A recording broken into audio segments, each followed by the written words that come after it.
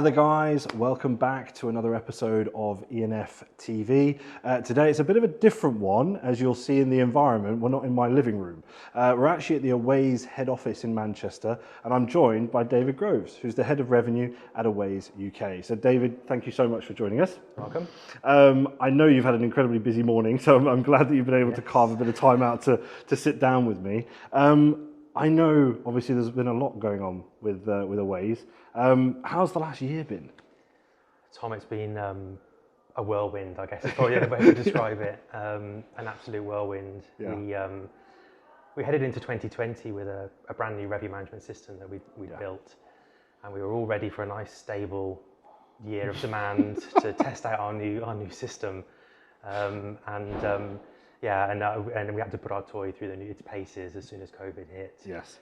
And so here's for best laid plans of a nice smooth year. Yeah. And we pushed it to its limits. We tried to break it. Sure. On many occasions. It came close to breaking it as well, I think a few times.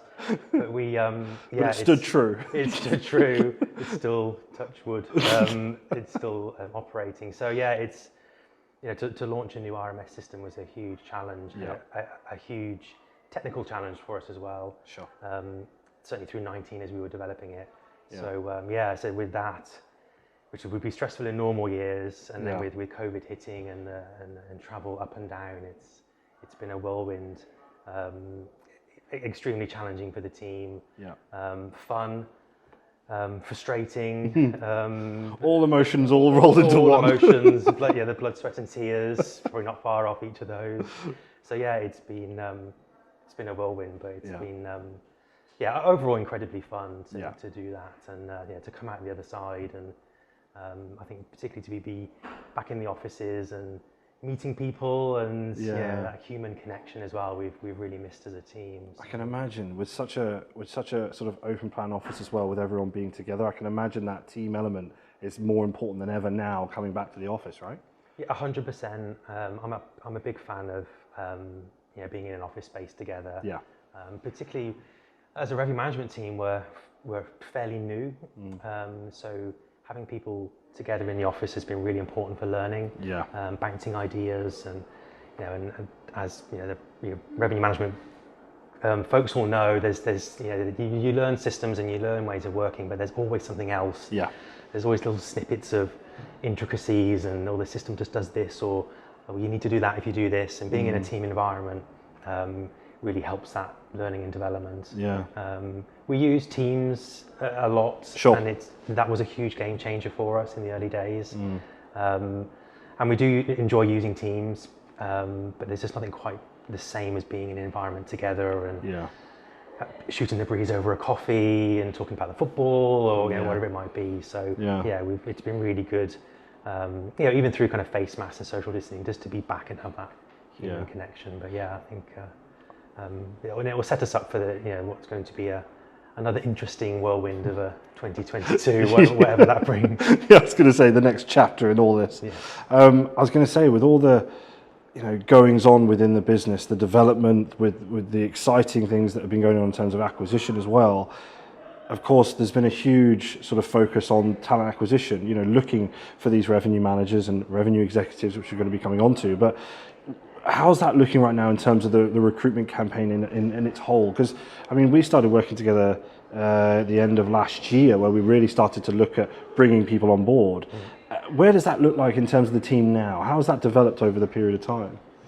So as we hit lockdown, we recognised beforehand that we needed to invest in our technology and really, for the business to become even more scalable. It was a huge focus for us.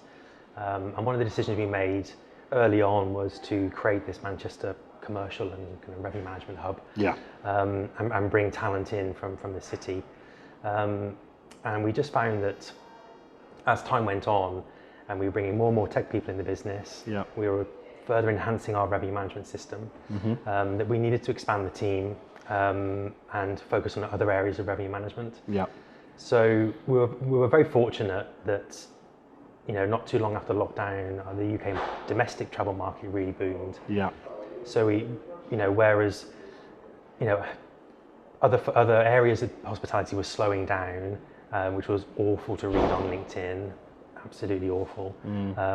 It was the opposite effect with us. We needed to invest, we need to expand the team to drive our new systems and support us with kind of logic changes and owners that were, as you can imagine, very nervous.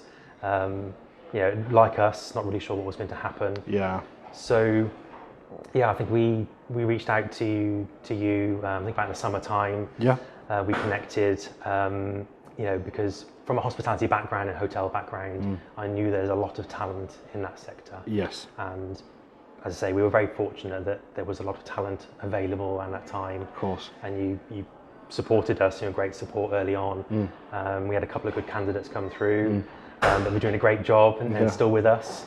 As time has gone on, we recognised that your hospitality RM can bring a lot into this sector. That's still relatively unknown. I mean, I've been a revenue manager for God knows how many years now, and worked in various hotels and hotel groups. And even I was taken aback by the sheer size of vacation rentals, even in this country.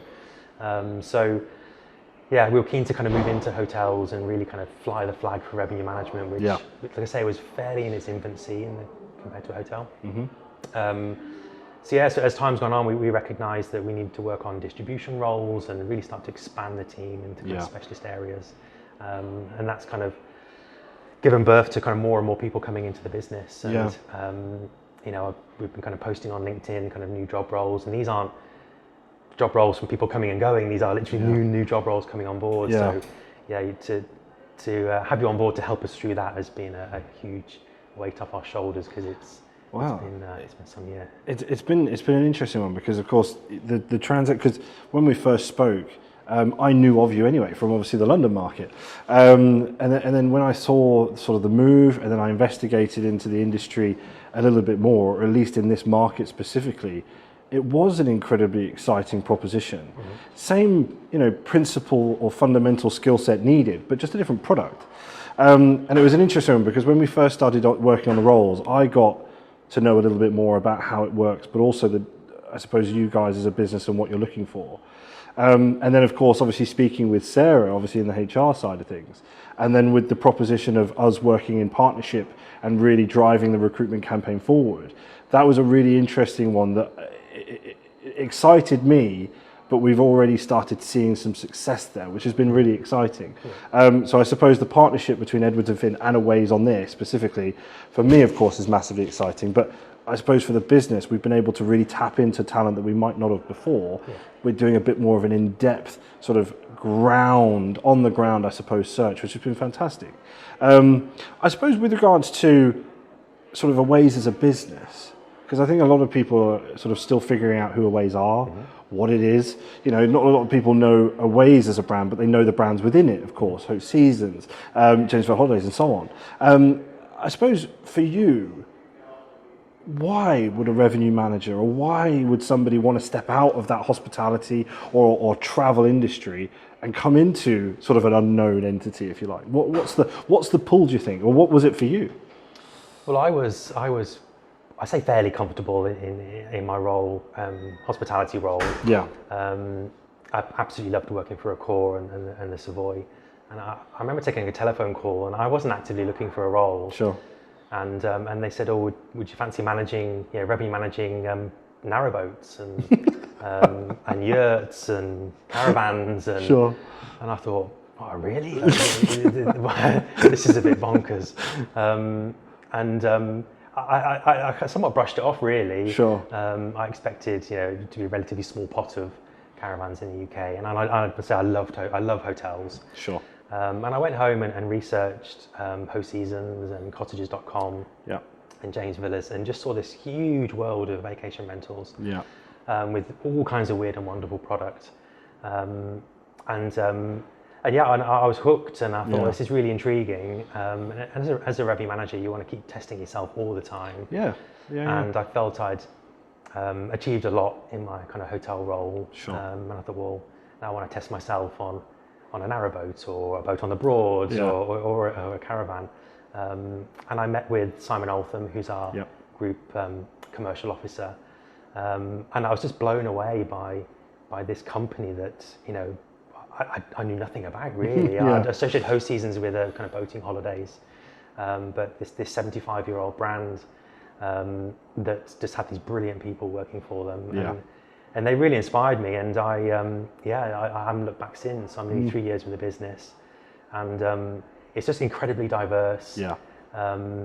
We have weeks where, for example, last week, an owner's investing in 40 yurts on their farm, Right. and reached out to our revenue management team for advice on that. Sure.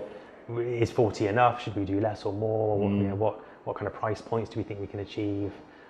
If we were to forecast how they would do. Sure. So and our colleague in the team turned around and was like, "Oh, I've got this inquiry.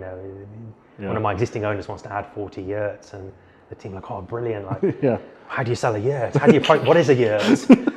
So we're like googling like yurts and trying to understand what they are, and it's and the same with different types of boating and so on, and so it was a real education for the team, and in a sector that hadn't really been revenue managed. Yeah, certainly on the host season side for as more mature as hospitality is in terms of revenue management and airlines, etc. So it's been brilliant meeting all our owners are fantastic, being biased, but meet some incredible owners with some amazing products. Yeah. And every week a new product comes on board, and we sign up new owners, and their product is just incredible. Yeah. And particularly with our Novasol brand at the moment. In fact, it was Simon Alton was showing us some product in Croatia, and we'd signed it recently, and it's just absolutely incredible. Oh, nice. So the UK team is very biased to the UK team, and UK holidays are fantastic.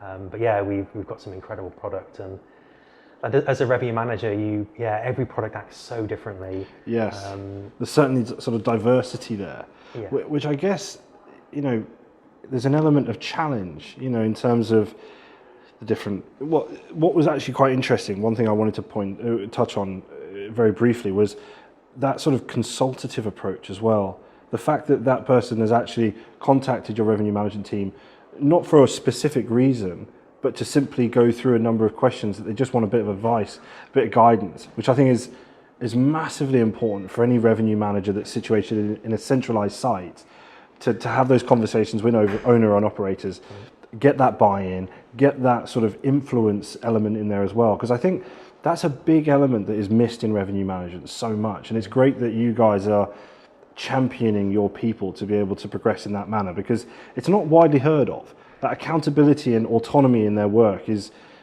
massive for any revenue manager, I believe. Yeah, I think we've often found in kind of big centralized locations that there isn't that kind of owner connection. You get very kind of caught up in the data, and you run kind of very data analytics revenue management. Yeah. But we recognise that, and certainly coming through COVID, our owners more than ever are super invested in the commercials. Yeah. This is the money in their pockets. It's their businesses, very personal to them, very emotional to them. Yeah. So we recognised that we needed to spend more time with the owners. During lockdown, they were somewhat blind to what was happening. Sure. So I ran a webinar with some of my colleagues for the owners. We produced more reporting for them. So we really had to change the way we work with owners, and become an extension of their team. Yes. Which you quite often hear in hospitality. But we felt that was a key part of our journey. Yeah. And so we encourage our owners to reach out and chat with their account managers first and foremost. Sure. And we have a brilliant team of account managers. But for those owners that want to understand a little bit more around pricing and analytics and their commercials, we have this fantastic team that's on the end of a phone or a Teams call that can walk them through, whether it's what the revenue management system is doing. Yes. We have a system now that's very black and white. So whatever happens to a price, we can explain it very easily to an owner why it's done that. And we have a team that enjoys those conversations. Yeah. And sometimes they are challenging, an owner, they're passionate about their business and bring challenges to us, whether it be, what do I do with 40 yurts I've just bought? To I don't think I'm performing as much as I should do, or I should be more expensive than I should be. Sure. We love those challenges, and you know, we love connecting with owners and kind of talking them through, you know, how to take their business forward. It's a fun part of the role, and having that human connection, not just with the team, but with the owners is really important to us. Yes. And it really helps shape, because the systems will tell you so much and they'll give you a very unemotional data output. Yeah. And revenue management can be very unemotional. Yeah. Until you layer in the general manager and the owners and the directors of sales. So we have a brilliant system that gives us a very clean, unemotional decision. Sure. But we recognise that the emotions with people's businesses play a really important role. Sure. So we could never allow the system fully to handle everything. We would always, you know, keep that human connection there with the owners, and you know, so far they've really enjoyed that engagement with us, particularly during this period. Oh, fantastic. Well, again, David, I know you're incredibly busy, so I don't want to take up any more of your time, but thank you so much for joining us today. It's a real pleasure to actually finally get here, actually. Finally, yes. After obviously the amount of months we've been speaking and all the rest of it, but it's great to finally meet the team, of course, and of course yourself. So guys, thank you so much for joining us for this episode. Make sure you tune into the rest of the series that's going to be coming. And of course, don't forget to subscribe to the YouTube channel, where I think there's nearly 80 episodes now with commercial leaders, operational leaders, talking about all sorts of different challenges and what's going on in the industry. So thank you again, and we'll see you in the next one.